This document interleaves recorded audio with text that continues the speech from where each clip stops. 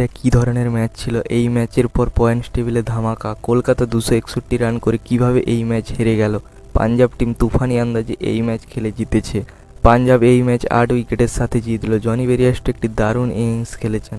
এই ম্যাচ পাঞ্জাবের জেতার পর পুরো পয়েন্টস টেবিল ওলটপালট হয়ে গেল। আজ পুরো পয়েন্টস টেবিল বিস্তারিত আলোচনা করব এবং এই ম্যাচ হারার ফলে কলকাতার কতটা ক্ষতি হলো সেটা জানব।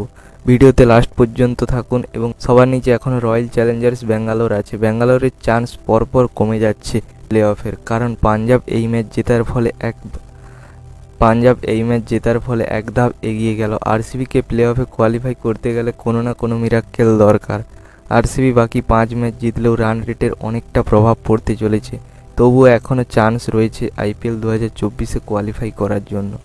নম্বর 9-এ আছে মুম্বাই ইন্ডিয়ান্স। মুম্বাই 6 পয়েন্টে নম্বর 9-এ আছে। যদি মুম্বাই তার বাকি 6 ম্যাচের 5 ম্যাচ জিততে পারে তবে ইজিলি কোয়ালিফাই করতে পারে। এবং নম্বর 8-এ পাঞ্জাব কিংস। এই ম্যাচের পর পাঞ্জাবের জন্য বাকি 5 ম্যাচের 5 ম্যাচই জিততে হবে, তবেই কোয়ালিফাই করতে পারবে।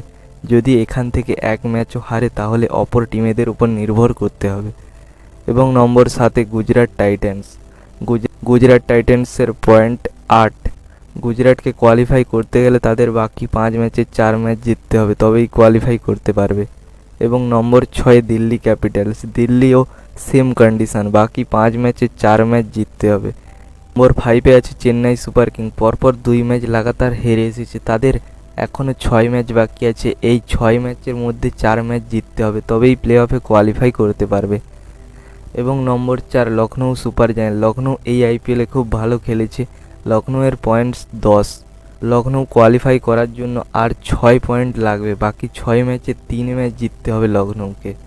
নম্বর 3-এ সানরাইজার্স হায়দ্রাবাদ। এদেরও সেম কন্ডিশন, 10 পয়েন্ট আছে। বাকি 6 ম্যাচে 3 ম্যাচ জিতলে কোয়ালিফাই কনফার্ম। এবং নম্বর 2-এ কলকাতা। কলকাতার জন্য আজকে সবথেকে খারাপ দিন, 261 রান করেও ম্যাচ হারতে হয়েছে। কলকাতার পয়েন্টস 10 এবং বাকি 6 ম্যাচে 3 ম্যাচ কোয়ালিফাই করবে কলকাতা।